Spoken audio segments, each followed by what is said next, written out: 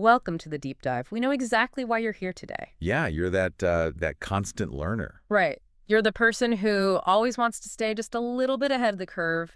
You love understanding how the world works, but you definitely do not have the time to just drown in a sea of information overload. No one has time for that. Exactly.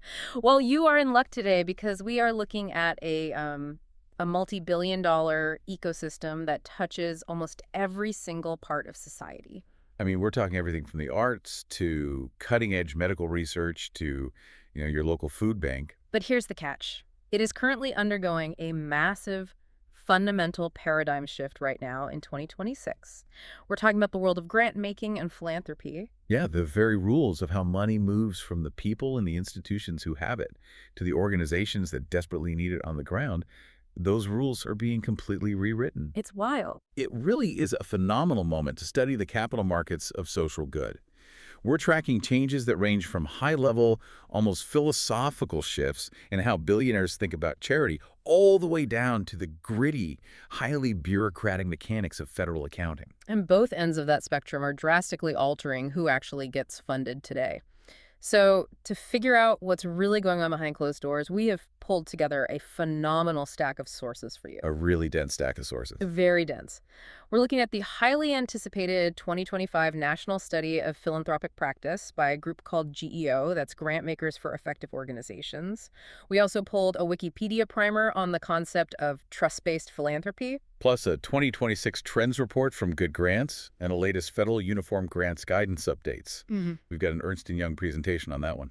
We're also digging into a February 2026 press release on the federal SBIR and STTR innovation programs. And oh, this one's great. A really insightful Science Docs piece on the role of artificial intelligence in grant writing. And to top it all off, we have an exclusive Spring 2026 Grant Hub Funding Intelligence Report. That is quite the reading list. It is. But our mission today is to decode this incredibly complex ecosystem. We are going to give you the ultimate cheat sheet on the current state of funding.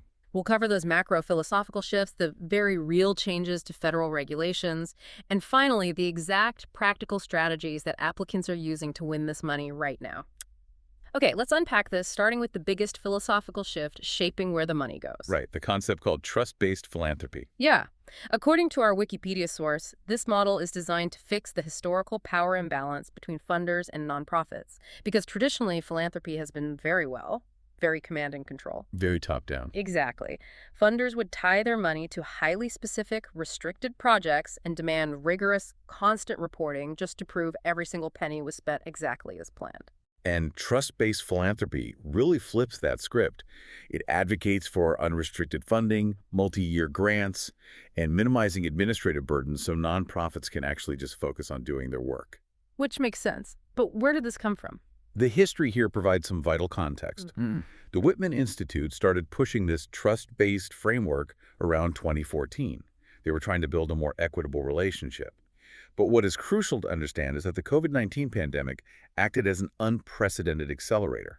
Because everyone was in crisis mode. Right. During the pandemic, funders were essentially forced to drop their reporting requirements and offer general support just so organizations could survive the lockdowns and pivot their services. The crisis basically proved the model could work. But anytime there's a major shift in how billions of dollars are distributed, there's going to be pushback, right? What are the critics actually saying about this? Absolutely. And looking at our sources, we want to impartially highlight that this movement has sparked some significant debate. We aren't taking a stance here, just reporting what the landscape looks like. Right, just laying out the arguments. Exactly.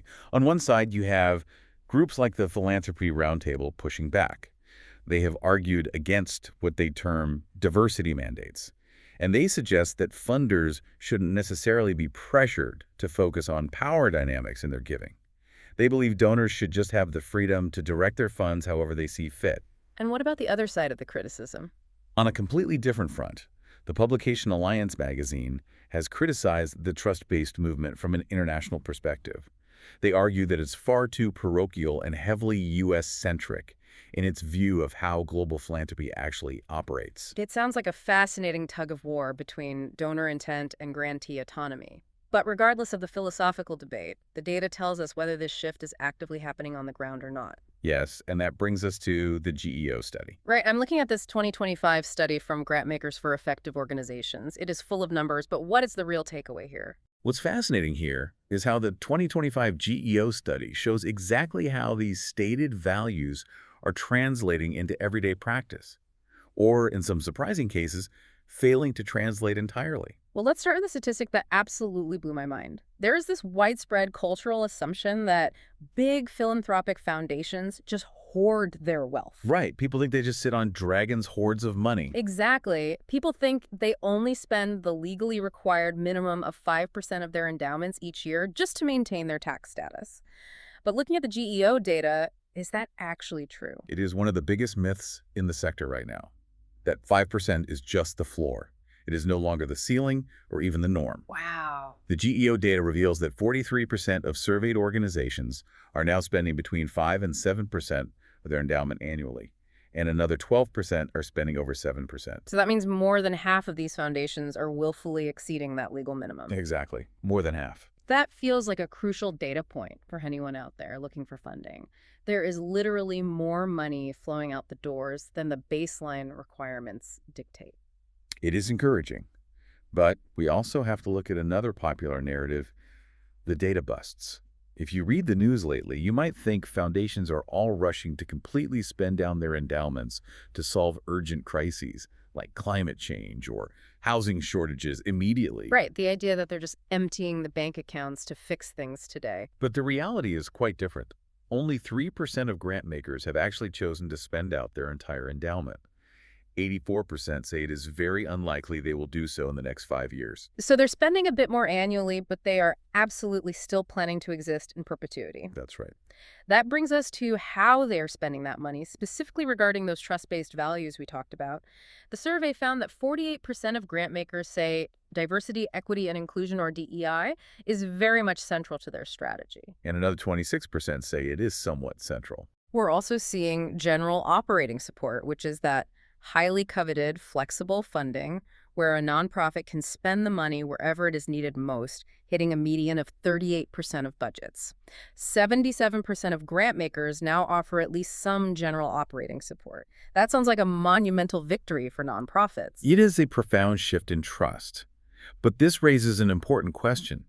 Are their actions entirely aligning with their stated values across the board? I'm guessing no? No, because the GEO study points out some critical areas where support is surprisingly slipping. For instance, capacity building support. What does that cover exactly? This is the funding that gives organizations the resources to sustain their strategies long term. So paying for leadership training, upgrading terrible software, strategic planning. That type of funding dropped from 86% in 2017 down to 77% today. Wait, so they are giving more flexible money, but pulling back on the money meant to help organizations actually build a stronger foundation? That seems entirely counterintuitive, and looking at the evaluation data in this report, it gets even wilder. The evaluation data perfectly illustrates the growing pains of this whole movement. According to the study, 80% of grant makers require their grantees to conduct evaluations to prove their impact. Which makes sense. People want to know the money is working. Right. But 38% of those grant makers do not provide any additional funding to actually conduct those evaluations. That is wild. It's like asking someone to build you a custom house, demanding to see the highly technical architectural blueprints, but refusing to pay the architect to draw them up. That's a great way to put it. You are putting a huge squeeze on the very people you were trying to help. It captures the tension mentioned in the Wikipedia source perfectly.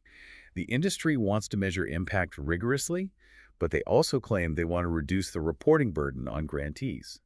Right now, leaving evaluations as an unfunded mandate achieves neither goal effectively. Because nonprofits end up scrambling to do complex data analysis without the budget to hire an analyst. Exactly. So private foundations are wrestling with their changing philosophies.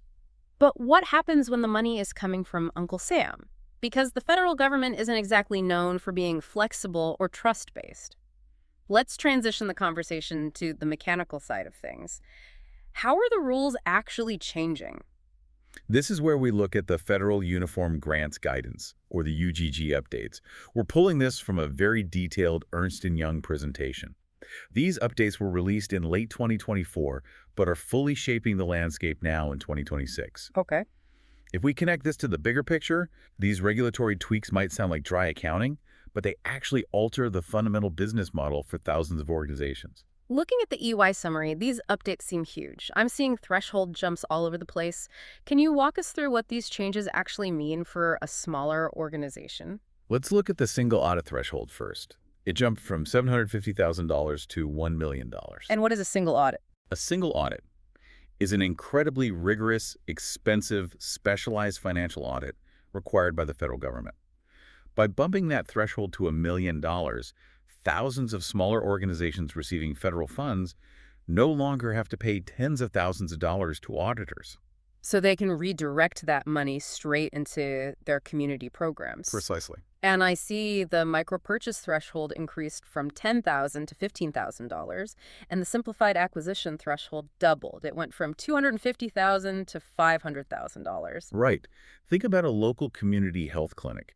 Under the old rules, if they needed to buy $12,000 worth of new laptops for their intake staff, they had to go through a complex, time-consuming, competitive bidding process just because it was over the $10,000 limit. Which takes forever. It does. Now, they can just make that minor necessary purchase without getting bogged down in red tape. It drastically speeds up their ability to deliver services. That makes total sense. But the EY report seems to highlight the de minimis indirect cost rate as the most impactful change. It went from 10% to 15%. Why is that specific 5% bump so critical? Because that is the money that keeps the lights on. Ah. Indirect costs are the unglamorous but utterly essential expenses of running an organization. We're talking about rent, electricity, the HR department, basic software subscriptions, insurance. The stuff that isn't the actual program, but you need it to run the program? Exactly. For years, organizations struggled because federal grants capped these allowable overhead costs so low at 10% that nonprofits were essentially losing money by accepting a federal grant. They couldn't cover their actual operating costs. Moving that baseline to 15% means organizations can finally claim a more realistic amount for their operational survival. It does. It is amazing how a 5% adjustment in a federal accounting manual can determine whether a charity keeps its doors open or not. And you can see these federal changes rippling out into the private sector, too. Because the Good Grants 2026 Trends Report highlights a major push for digitization across the board, everyone is moving away from messy spreadsheets to specialized platforms because, with all this money moving faster, you need a rock-solid audit trail. Furthermore, Good Grants notes a major trend toward unbiased review processes and writing notices of funding opportunity, the LFOs, in plain English. Which is huge. It turns out intentionally confusing, jargon-heavy language doesn't actually help you find the best projects. It just helps you find the organizations that can afford expensive grant writers. Making the application readable is a great start, but as accessible as the applications might become, the funding itself relies on political stability. And here's where it gets really interesting. Federal funding is never guaranteed. Never. If you want proof, just look at the recent drama surrounding the SBIR and STTR programs. The Small Business Innovation Research and Small Business Technology Transfer programs.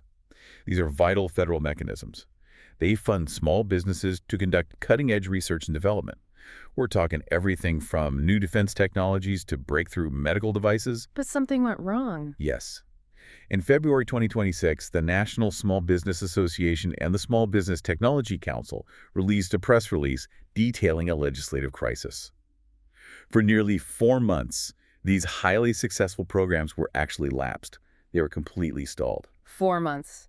That is an absolute eternity. Imagine being a small tech startup founder. You have a brilliant prototype, but your federal funding just freezes because politicians in Washington can't agree. You still have to make payroll. It was a very tense period for innovators. The lapse occurred because of a holdout in the Senate over the terms of a continuing resolution. Again, looking at our sources impartially, this was purely a matter of legislative gridlock. Correct. But finally, Senator Edward Markey, a Democrat from Massachusetts, and Senator Joni Ernst, a Republican from Iowa, were able to reach a bipartisan compromise. They introduced the Small Business Innovation and Economic Security Act, which successfully restarted the programs and reauthorized them all the way through September 30, 2031. So bipartisan agreement saved the programs. But reading through the press release, they didn't just turn the faucet back on. They added some strict new rules that applicants absolutely need to navigate if they want this money. The compromise brought much stricter oversight. Agencies are now required to set a cap on the number of proposals a single small business can submit. Okay, so no spamming the system. Right. There are also much stronger, standardized foreign risk and due diligence requirements to ensure these critical technologies aren't being compromised by adversarial nations. But it isn't all just restrictions and oversight, right? They also created a brand new category called the Strategic Breakthrough Award. Yes, and this is major. This allows agencies to make jumbo awards of up to $30 million for post-Phase 2 projects. $30 million for a single small business. That is earth-shattering money for a startup that has developed a truly vital piece of technology. It shows that while the government is tightening the reins on security and proposal volume, they are also willing to place unprecedented financial bets on proven innovation. They want to help companies cross the valley of death between a working prototype and actual commercial production. Okay, so we've covered the trust-based philosophy, the new accounting rules that keep the lights on, and the federal legislative drama. Let's pivot to the practical side for you, the listener. How does an organization actually win this money in 2026? We're diving into the exclusive Spring 2026 Grant Hub Funding Intelligence Report for this. Exactly. The applicant's playbook, what does it say? The Grant Hub report lays out a very clear, uncompromising blueprint for a winning narrative today. First, you cannot rely on generic need statements anymore. Saying something broad like, our community needs affordable housing, will get your application tossed out immediately. You have to be specific. You have to use highly localized current data from 2024 and 2025 to prove the specific gap your project fills. Second, those vague letters of support from local politicians or friendly partners, they hold almost zero weight now. So what do they want instead? Review panels want to see formal memorandums of understanding, or MOUs, that clearly outline exact roles, resource sharing, and data agreements. They want to see that the marriage is already finalized before they pay for the wedding. You have to do the homework before you ask for the cash. Absolutely. And tying back to our earlier point about indirect costs, the Grant Hub explicitly tells applicants budget for your capacity. Do not submit a lean, under-resourced administrative budget thinking it makes you look frugal. That is a critical shift in reviewer psychology. Funders see an under-resourced admin budget as a major risk now. If you don't ask for enough money to actually manage the grant compliance, hire the accountants, and run the program securely, they assume you will fail. That makes total sense. Furthermore, you must align early with federal priorities. If your project narrative doesn't directly map to an agency's strategic plan and use their specific language regarding equity or regional economic impact, you are going to be left behind. But what I love about the Grant Hub report is that it also highlights some incredibly diverse grants out there right now that look nothing like a traditional 100-page federal application. Oh, the tech grants. Yeah. For instance, Meta is offering accelerator grants for their AI glasses.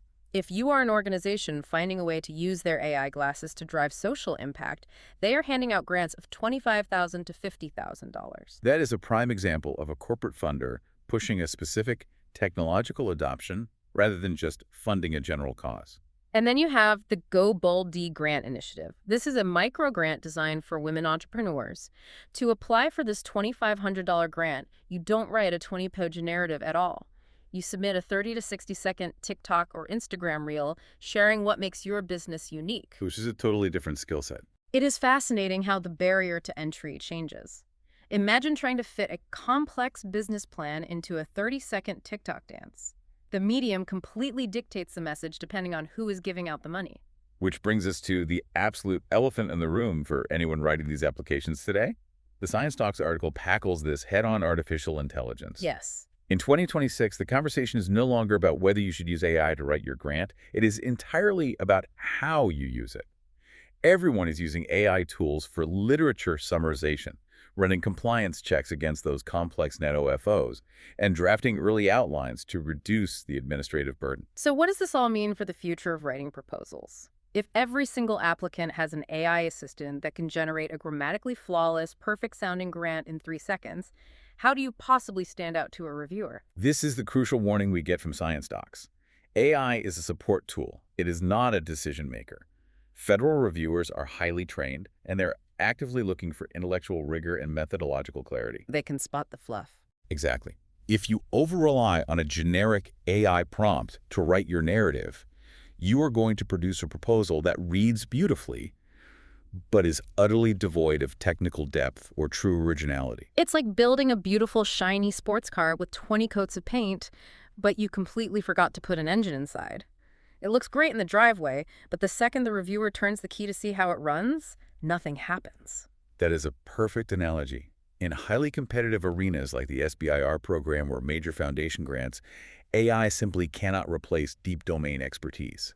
It cannot understand reviewer psychology, and it certainly cannot perfectly position your commercialization pathway against your specific real-world competitors. So human oversight is still everything. The most successful teams in 2026 are integrating AI to handle the tedious drafting and the exhausting compliance checks, but they are keeping human experts firmly in the driver's seat for the actual strategy. Wow.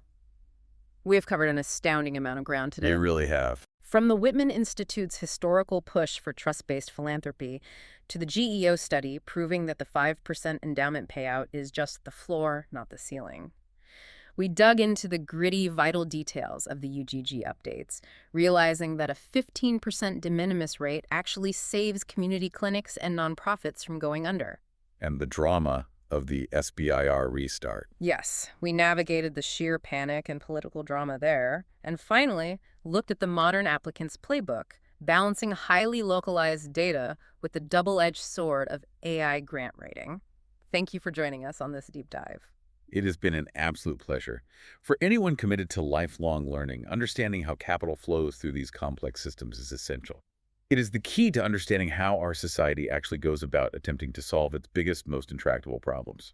And to leave you with a final thought to mull over, consider this paradox we are rapidly heading toward. On one hand, the trust-based philanthropy movement is pushing hard to eliminate rigorous reporting and complex applications to save nonprofits time. On the other hand, artificial intelligence now allows literally anyone to generate a flawless, highly persuasive grant application in a matter of seconds. So if the written application can be perfectly faked by an AI and the back-end reporting is being eliminated by trust-based models, how will future funders actually know who to trust? That is the million-dollar question. Will the written proposal become entirely obsolete? Are we looking at a future of philanthropy that relies strictly on in-person audits, verbal pitches, and closed network relationships? It is a fascinating question the whole industry is going to have to answer very soon. Keep learning, and we will see you next time.